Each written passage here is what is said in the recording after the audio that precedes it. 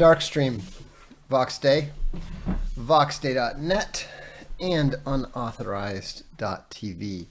We're getting started a little early tonight just because I wanted to have some time to get some writing done. But I am told that audio and video are good. We have the live chat going.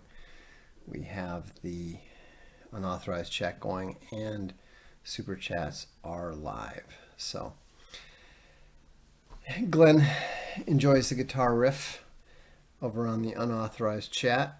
I don't know if you're new, Glenn, to unauthorized, but if you are, welcome aboard.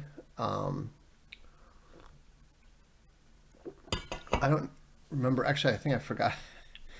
I put the wrong title up. I don't know if I bothered to put a new title up.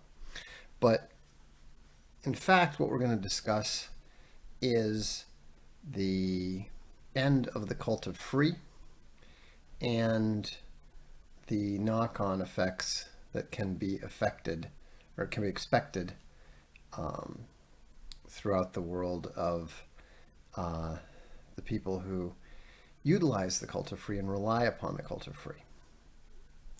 You know, it's kind of interesting because I think it's going to be difficult for people that, you know, like the gammas who pride themselves on attacking everyone like you or like me who supports anybody else.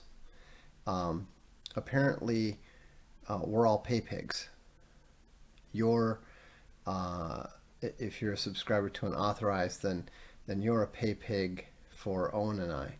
I'm a pay pig for Dominic Cummings and a couple other Substacks that I support.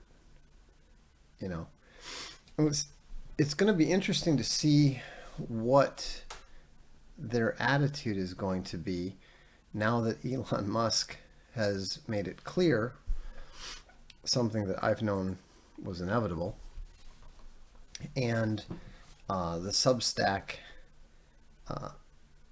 analysts have also noticed. None of these free services are self-sustaining. All of them are propped up by big money. And what I mean by big money is I literally mean the large institutional investors for both the private companies like Substack and PayPal, as well as the public companies like Google and Facebook, et cetera, et cetera. Now, Google and Facebook are a little bit different in that they actually make a fair amount of money. They actually make pretty healthy profits because they completely control the online advertising world. Pretty much all online advertising money goes to either Google or Facebook. And of course, this is a huge problem because there's no point in anyone else placing advertising, running on the basis of advertising, et cetera, et cetera. So companies like Twitter, which have a lot of money from going public and from their stock price, are essentially floating on the health of the financial markets. So as long as the financial markets are going well, then they're fine. And when those financial markets are not going well, suddenly they have to attempt to actually make money for the first time. Twitter's never made a profit. It's been propped up from literally the beginning. That used to be the old Silicon Valley game. In fact, that's how Andrew Torba originally wanted to push Gab. You know, he was involved in the whole incubator scene. But he was very, very naive at the time. He isn't anymore. But he was naive at the time because he was thinking the same type of thing that I did back when I was first writing for WorldNet Daily, which is, hey, we can Fox News these people. If half the people are on the right side of the spectrum and half the people are on the left, but all of the services are oriented to the left side of the spectrum, then doing something oriented to the right side of the spectrum is bound to be hugely successful, bound to be hugely profitable, and I can make my business plan on that and run it the Silicon Valley way. Get lots of institutional investment, live off of the startup investment until you go public, and then you have that massive influx of cash. Everybody wins. There's just one little problem. All of the institutional investors are totally converged. They don't invest in order to make money. They invest in order to support the narrative. I'll give you an example. Patreon has never made a dime. Not even close. They barely make any money at all. Their revenue is tiny. It's really kind of shocking. And yes, they have their big office building in downtown San Francisco. They have over 100 employees, all this sort of thing. But if you do the math, if you look at the amount of money that they pay out, that they publicly announce that they pay out, and then you do the math, multiply that by 1.06% on average, then you know how much they actually brought in. All they make is 6% off the 1.06 times the total of the money paid out. It's trivial. But they've received literally hundreds of millions of dollars in investment. And that's money that is never going to be profitable unless and until the company goes public. That's how the game is played. But if you don't hit your ramp, if you don't keep the chart going up along with the curve that Wall Street needs to see to go public, you're going to miss your opportunity. You're going to miss your window, and the whole thing is going to break down and fail. It's happened hundreds, if not thousands of times. Larry Dynamite Bear sends us the first super chat. Thank you. He says, how do you rate the pay pig rhetoric? Well, I think it's more effective. I think it's fairly effective from a morale boosting side. Like, they use it and, it makes them feel good. It makes them feel superior. But it's not very effective in terms of dissuading anyone. I mean, you guys can answer. How does it trigger you? Does it fill you with rage? Do you react to it instinctively like a social justice warrior being labeled an SJW or a tranny being addressed by his proper sex? I haven't seen it. I mean, but really, only the targets can, of the rhetoric, can really decide that. I mean, I personally, it doesn't, as a person who is supporting other people with my dollars, I think it's retarded. I mean, most people that you support, it's a relatively trivial sum of money.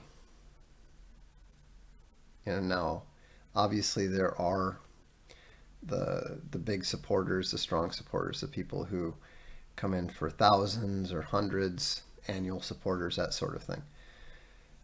But in all of these situations, you know, whether it's Netflix or whether it's a Sports Illustrated magazine subscription, it's about having lots and lots of followers who support at a fairly low, fairly affordable level. You know, with regards to unauthorized, I always advise people that are coming onto the platform. I always advise them to have a low-level subscription. Sure, maybe they feel like their work is worth more and merits more, and that's fine if they feel that way.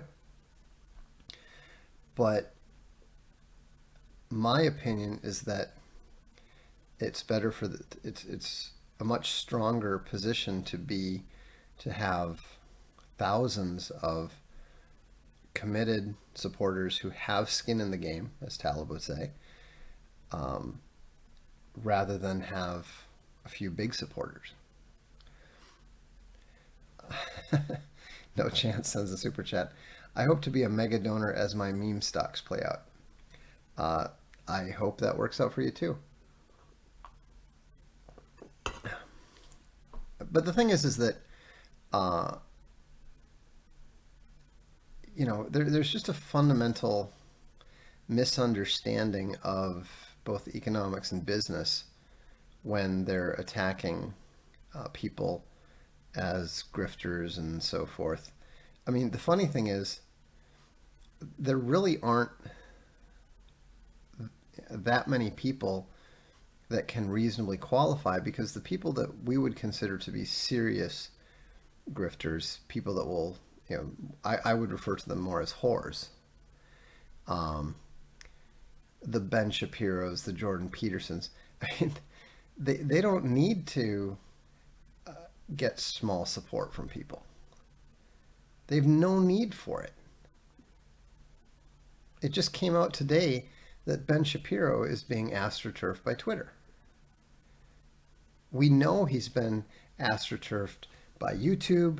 We know he's been astroturfed by Google. We know he's been astroturfed by Facebook.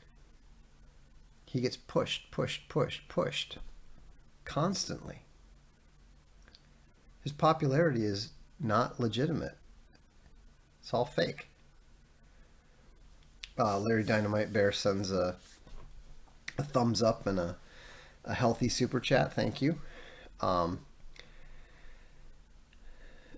I mean, it was a good question, to be honest, because it's it's something that's going to come up a lot, because the cult of free is going away. Another bit of news that might not seem relevant at first, but it actually is extremely relevant, is um, Indonesia has just told all of its corporations, stop using Visa, stop using MasterCard, start using Mir and Alipay. So this massive wash of money that's being created by the banks and created by the Federal Reserve, and which the converged institutions then tap into in order to fund the narrative and to fund their chosen pseudo-intellectuals, you know, that fund the opinion leaders and the programming meant to program your mind and program your attitudes. That pool of resources is drying up. Ian Lawrence points out that Indonesia is the fourth largest country population-wise. So, right, so the global financial system on which these guys are drawing has now lost China, it's already lost Russia. Now they're losing Indonesia. And so that's going to have a huge effect on all. I mean, it's kind of funny. They might even lose Reddit. you know, because there's a second reason, a second factor, and Elon Musk actually touched on this, is that one of the main reasons that you have to start charging for things, one of the main reasons that you have to end the cult of free, is that with the development of the chat AIs combined with the bots, any free outlet is going to be overwhelmed by AI very quickly. And so the combination of the free money drying up with the flood of AI bots means that you have to keep some sort of paywall up. You're absolutely going to have to keep a paywall up in order to provide your organization with resources, and also in order to keep the AIs out. So it's going to be pretty interesting to see how this shakes out and how this affects the astroturfing, how it's going to divide the honest voices from the paid voices, how it's going to divide the organic from the inorganic. I think it's going to be a generally positive development from our perspective, but I could be wrong. There's just so many variables involved, it's hard to say. But what I can tell you that we're doing, and why I'd encourage you to, consider, like if you're on DLive, consider getting on UATV. If you're on UATV and you're on, a standard subscription, maybe consider going to basic, because we're in the process now of purchasing a second set of servers, which we're going to be setting up outside the United States. We're going to have a mirror system so that we've got mutual backups of unauthorized, of ArcTunes. Actually, not ArcTunes. We don't need to for ArcTunes at the moment. But unauthorized, social galactic, etc., is going to have significant redundancy and backups, because we anticipate that there's going to be more internet disruptions as the Russia-NATO war heats up, and as well as the fact that I strongly suspect that Substack is going to fail. We had a number of people that were considering coming on to UATV, but they went to Substack because, surprise, surprise, Substack actually paid them. In some cases of which I'm aware, Substack paid creators over $100,000 in order to come onto their platform. We obviously didn't do that. But Substack is now running into the problem that I just discussed. They're just like Patreon. They're burning through their startup capital. They had a lot of it. They had, I believe it was in the 80 million range. And they use that to bring some of the top creators on. I like what Substack has done. I think it's a good platform.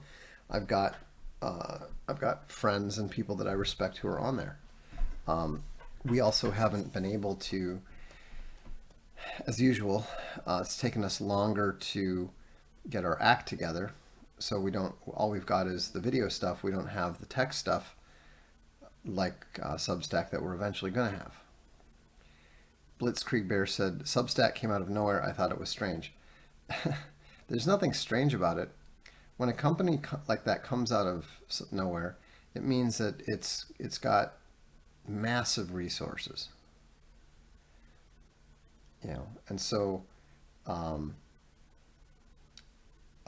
ID Prison said, I'd love to see how they're fudging it up. It's a decent platform with decent tech. Well, it's very simple. They're not doing anything wrong. It's just a bad business model. You know, they, you know, the problem is that they're spending too much money. I mean, what they're doing is fine. What they're doing works, but they're spending way too much money to make it work.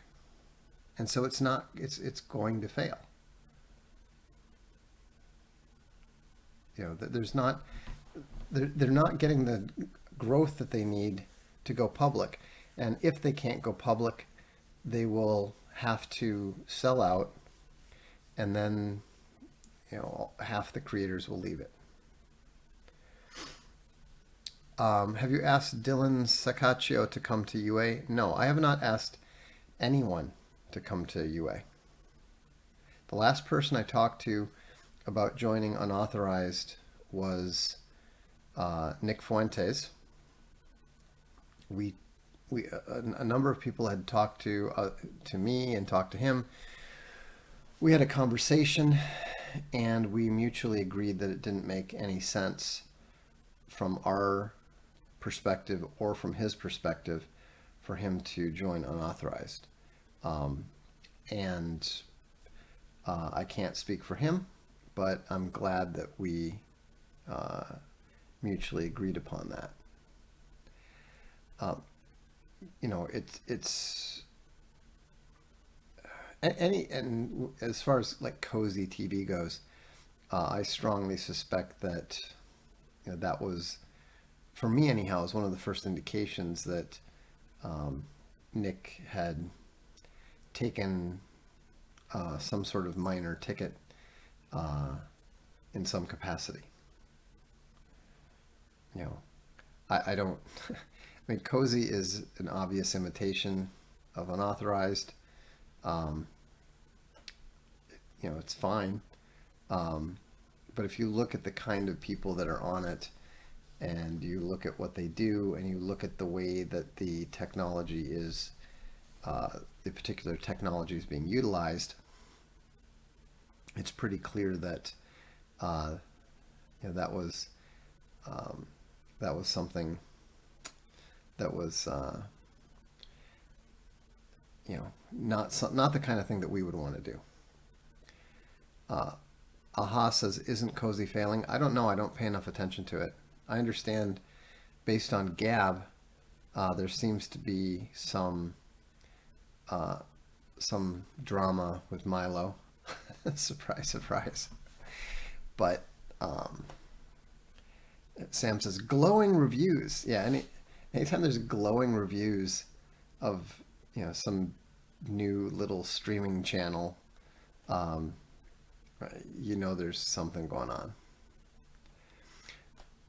Do paywalls have much of a protection against convergence to keep the users, the customers, instead of the product? Yes, absolutely. That's one of the reasons that we adopted it from the beginning. Longbow Bear is quite generous with the super chat. He says, money for the front lines. Appreciate all you do, Vox. Thanks, Longbow Bear. I appreciate that. And just to be clear, you know, you would be surprised at, or maybe you wouldn't be surprised, but basically, we really focus on pouring the resources into actual infrastructure. That's, you know, pretty much everyone across the board specifically says, you know, hey, I'm doing fine at this level. Just do something with it. Do something important with it. And that's why we're able to make important decisions like doing the bindery, setting up our own shipping fulfillment center, you know, some of the other stuff that we're in the process of releasing, talking about, etc. And I can tell you from the recent book fair show, what we're doing is significantly, wildly beyond what the mainstream publishers are doing. You know, every single major publisher that was there and the leading buyers of the biggest distribution companies all came by our booth, came by our stand, and they just wanted to see it. And uh, they were uniform. It was kind of funny because some of these people are to the left of the average SJW, and they didn't like us. They didn't like the fact that we were well dressed. They didn't like the fact that we were pushing the classics, and yet they were book people at heart, and they couldn't help but respond to it. This one distributor, biggest distributor in the country, said, you know, I don't see how we could possibly sell that to our customers, but I would love to. I mean, the words like marvelous and incredible were the common response. And so, and we're just getting going. I mean, this is before we even start binding our own stuff. This is before we even start printing our own stuff. LJ Bear says, I would support funding the bindery with new printing machines you spoke of. I appreciate that. And we'll be more than happy to ask you guys to support that when the time is right. The time is not yet right. By the way, we worked it out. We now know enough about the whole binding, printing, sewing process to say basically we need to sell at our current rate, we need to do 21 books for the printing process to break even. So, Aha Moment says, well dressed was a problem. So no trucker uniforms? No, we did not do trucker uniforms. Uh, I think our low end presentation was Hugo Boss. The rest of us all had custom Italian tailored suits. I realize I realize that it may not strike you that I can dress reasonably well, but given that I wear nothing but black T-shirts, but we went the full. I mean, we actually thought through this. I hadn't bought any dress shoes in, let's see, 13 years. So we went out. We all went out and bought Jayox shoes, which are intentional because we were going to be on our feet for 10 hours, 12 hours a day, and so the Jayox with those air permeable soles are incredibly comfortable compared to like proper dress shoes like Bally or whatever. So we went with those. We went with the Tech. Um, so the Tech, the Ungaro. Yeah, I mean, if you're going to be, actually, it was really funny. One one of the, one of the guys, one of the guys had a little Chinese girl come up and say, "Are you rich? You must be rich to dress like that." And it's just, but you can't be, you can't be too rich, or you wouldn't have to be working. Do you have any money? Do you have any money in your pocket? How much money do you have in your pocket? It was so funny. Um, but it's just we decided, I decided that if you're going to be providing a luxury product, you damn well better look the part. And so that's the approach we took, and it was extremely effective, especially because I think we were the only people wearing suits in the entire thing. And so that combined with the books really stood out, despite the fact that, you know, we had a tiny little stand over in the corner, you know. Um, I don't think, I mean, we definitely met a couple people that are going to become customers of the bindery. In fact, we already have one request for quote, which is pretty cool. But like I said previously, it was so bizarre to see absolutely no classics. We had the only classics that were there, with one exception. I mean, it was really incredible, but it also means an incredible opportunity. I mean, I know that some of you are a little bit dubious when I say, look, we we need to do this to preserve knowledge and stuff. But you haven't been to a book show where there's absolutely no classics from the past. It was one of the weirdest things I've ever seen.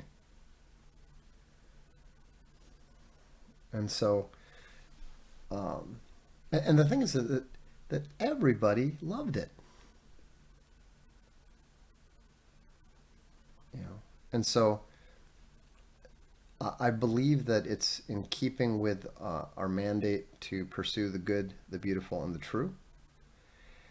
I believe it's in keeping with our desire to, preserve the knowledge of the past as that knowledge is rapidly disappearing from the world. I've been looking actively. We've been talking about launching that history subscription, and I've been looking at intentional. And we've always focused primarily on original layouts, but what we're going to start doing is we're going to start doing what Easton does, is that we're going to uh, I've worked out a deal with a place that does super high resolution scans, and I believe that we can do sufficiently high quality if we find the right books. And what we're going to focus on is the kind of books that would be very, very difficult to do layouts for. Stuff like a dictionary of antiquities, stuff like all the castles and cathedrals of England, stuff that has stuff that has a lot of either tricky layout or artwork that we it just wouldn't make any sense to replicate. And so I've been talking to a couple of old of antiquarian bookstores and stuff, and they love they love what we're doing, especially the fact that because you have to take the books apart to get them scanned properly. And of course, I'm reluctant to do that if it's a book that's in good shape. But they have a lot of these really old, valuable books that are falling apart, so they can't sell them to collectors. But that's exactly what we want. That's exactly what makes it easy for us to do that. Quiet Thoughts Bear said, classics are dying. I teach college philosophy. None of my students have read Homer. It's all part of the wave, you know. It's going to come back. Aristotle was completely lost in the West for a while, for hundreds of years. It came back to Thomas Aquinas and others through the Arabs, fortunately. So, and of course, because we need to make it work, because we need to make it something that people actually want to have on their shelves. Obviously, we'll occasionally do things that, like, my Selenoth books are popular with our crowd, so we do them. I'm not claiming that they're important. I don't think they are. But, they allow a level of enthusiasm so that people who are maybe a little less interested are willing to tolerate things like, rhetoric or ethics, that kind of thing. I mean, there's a reason. If you look at what we've chosen, some of the stuff is opportunistic. The Plutarch, for example. We happen to have inexpensive access to that really great art from the 1500s, and so we took advantage of it. But other stuff like Divine Comedy, the Aristotle, all that stuff, even the Kipling. Those are things that we did because we wanted to make sure that they survive. And so, in keeping with that, this is something I'm going to announce in the newsletter in 2 days. But since I often announce things on the Darkstream first, I'm happy to say that we're going to be releasing the EPUBs for all of the library books to all of the subscribers. Whether you bought that book or not, we're going to have them available. There's going to be a download link. We're going to put it in the newsletters, and I think we've got 6 of them all ready to go. Let's see. It's all 3 Aristotles, the Jungle Books, Meditations, and what's the other one? Meditations. I can't remember what the other. Anyhow, there's 6 of them, and we're going to get all of them out. They include all of the interior artwork, and it's just going to be part of the subscription. And so, and we have no objection to them being spread around and shared. We're eventually going to get paperback versions of them out as well. What the devs have done is they've developed a turnkey system that is going to allow us to quickly and easily do both a paperback version and an EPUB right away. What is a good email for Castalia House for customer service? It depends. Are you talking about library, or are you talking about a regular Castalia House book?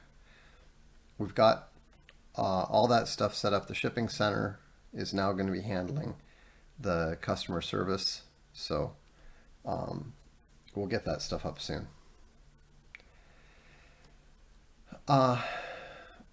One question, library. Library is library@castaliahouse.com.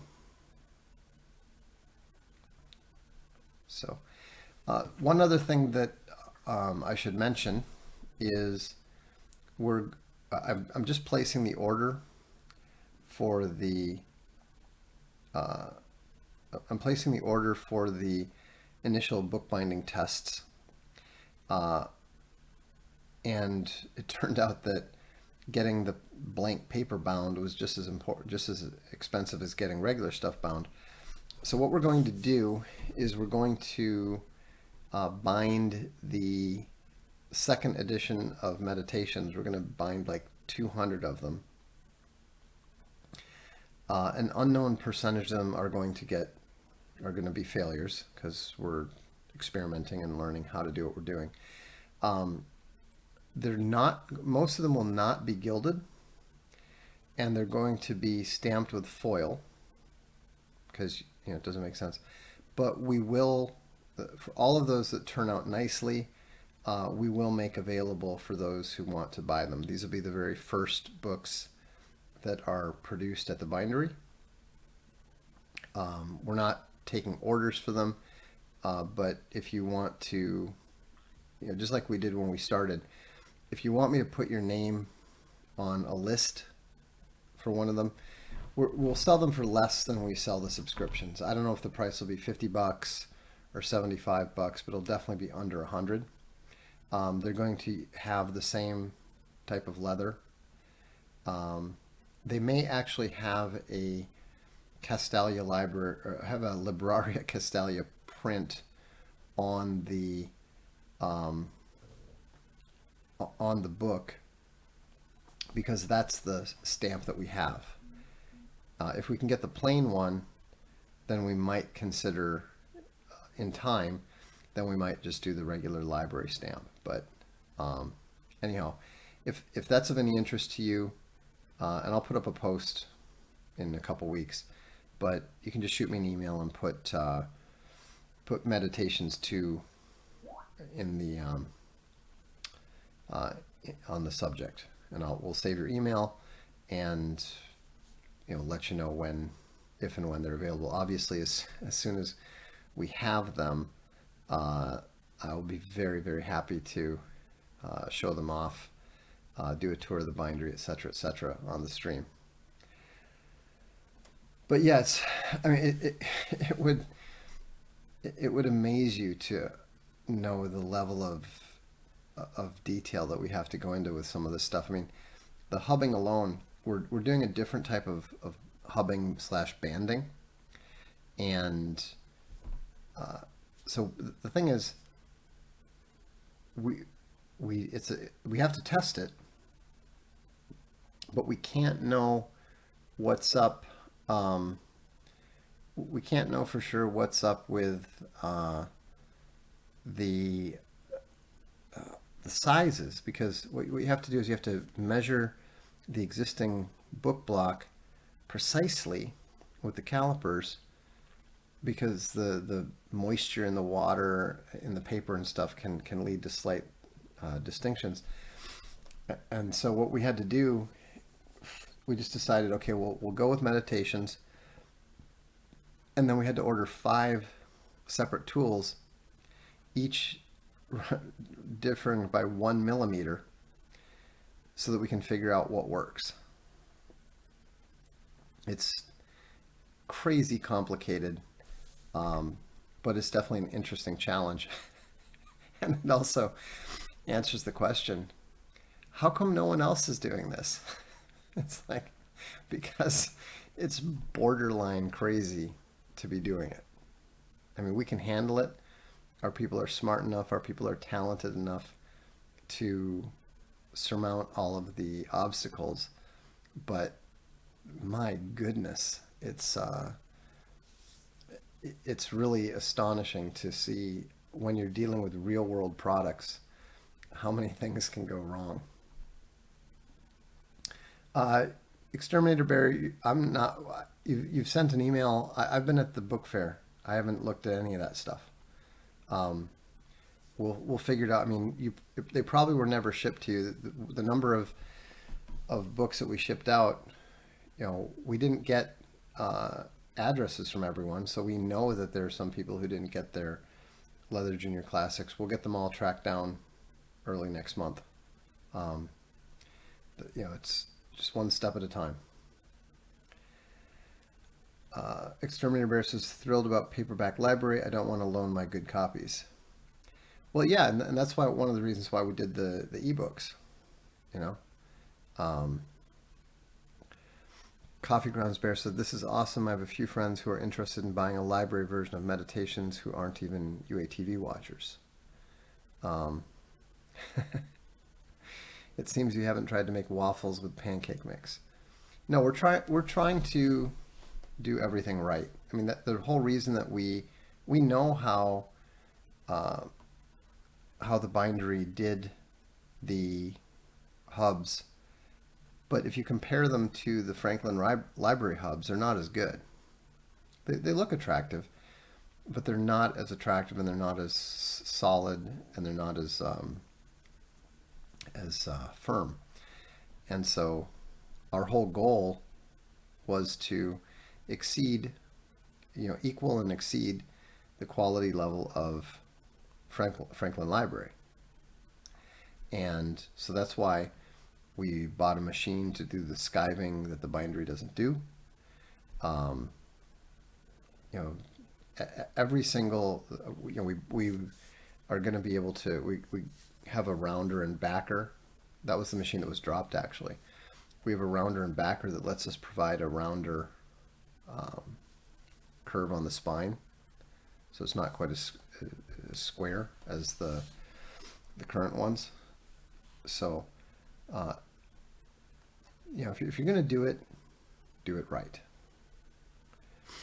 Somebody said, late to the party, Substack is asking writers for money to invest in the company. Yeah, because they're running out of their initial investment funds. The cult of free is ending. The cult of true value is coming to the fore. And that's why we're constantly trying to get better. We're constantly trying to improve. We don't do it anywhere nearly as fast as we'd like to, but we ultimately get there in the end. And so, look at all the stuff that we're doing right now. The people chatting on unauthorized. People were mocking us first. You don't have your own servers. Okay, we have our own server. Well, you don't have super chats. Well, we got super chats. Well, no, you don't have chat. Well, we have chat. You don't have super chats. We have super chats. Well, it's not in different colors. It's all coming. It's just a matter of being careful to do things correctly and to do it one step at a time. The cult of free means you have to sell out. The cult of free means you have to be approved. Maybe you don't have to be a complete ticket taker, but you have to be approved by those people. And we never will be, because we don't compromise with them. Ben Shapiro's being pushed, astroturfed by Twitter, and I'm not. My main account is still not allowed. I do have that secondary account which I converted to Sigma Game, but I've had that all along. That's why, I pointed out that I'm not banned from Twitter. One of my accounts has been permanently blocked. It's a difference. Same with YouTube. I'm not technically, my channel, it's actually the exact opposite on YouTube. My channel is still there. I'm just not allowed to access it.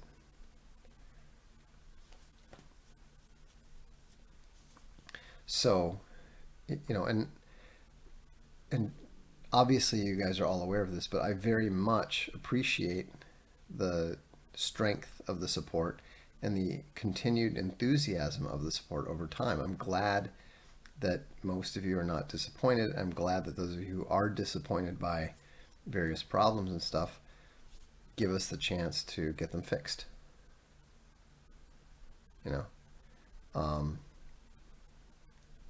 And so it's, there's so much going on, and these times are so crazy, and there's so many variables involved that there's always going to be bumps in the road. There's always going to be delays. There's always going to be issues. But we persist. We thrive on the conflict. And people can call you names. People can call me names. They will call us names. So what?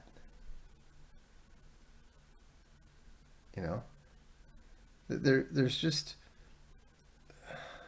it's to be expected, and it's not worth worrying about or thinking about, much less getting worked up about it. I spend literally no time thinking about it in any way, shape, or form. We have way too much to do. And so, but I do think that, and this is the other thing too. Infogalactic is something that we've just basically left to wither on the vine after our initial thoughts about it proved to be false. And so what we're going to do to help revive it is we're going to speed up the updating from Wikipedia.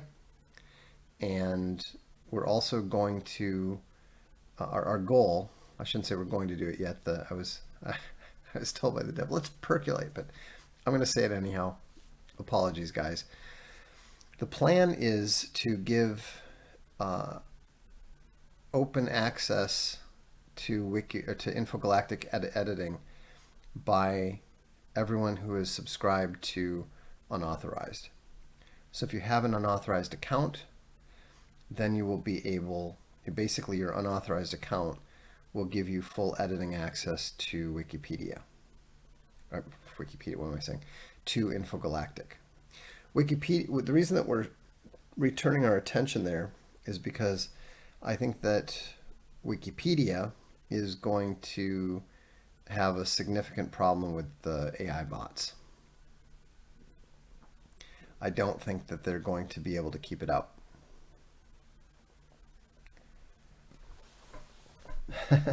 ID Prism says, if Nick Cole, Garen Thumb, and T-Rex Arms were here, 80% of my consume media will be here.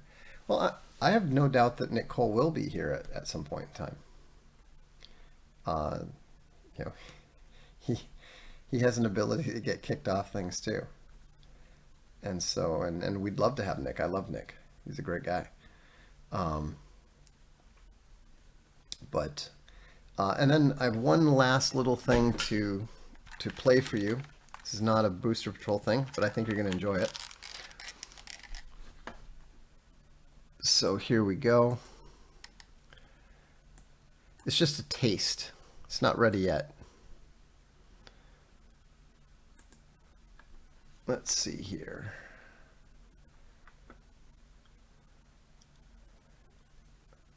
So I can figure out where I put it.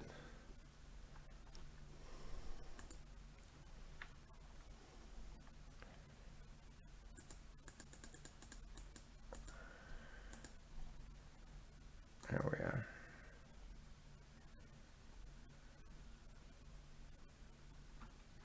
Oh.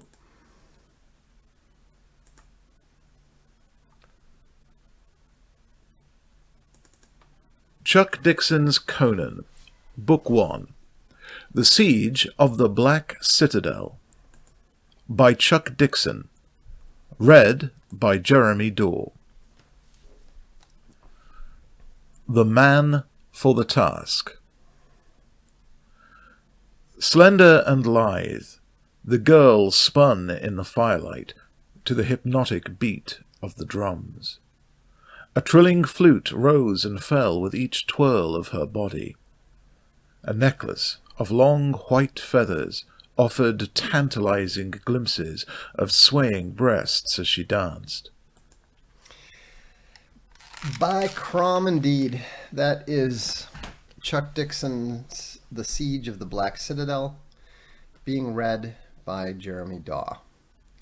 The audiobook will go up on unauthorized in the book section, and we'll also make it available if people want to purchase it and download it from the Archaven site. But if you're an unauthorized subscriber, you can just listen to it and or download it from unauthorized. So Sherlock Bear says, what was the initial idea about Infogalactic that was wrong? The initial idea that was wrong was that we believed that because conservatives were being shut out of Wikipedia, and because conservative celebrities were being, and other right-wing celebrities were being maligned and attacked and lied about on their own Wikipedia pages, that they would embrace an alternative.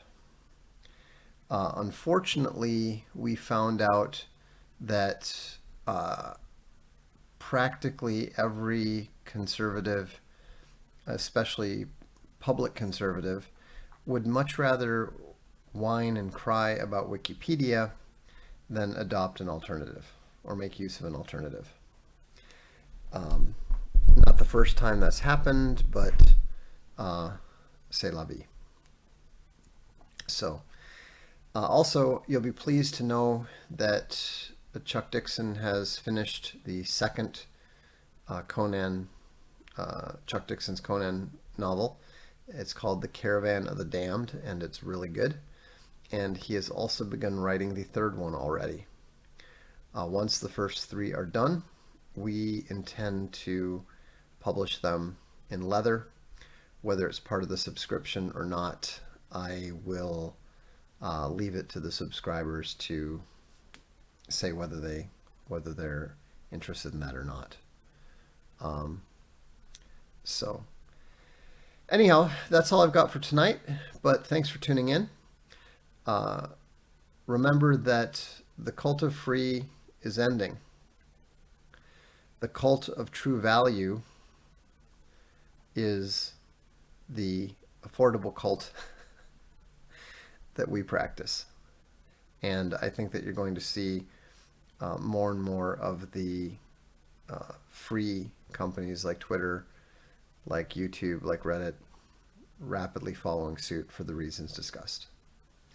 I'm Vox Day, and this is the Darkstream.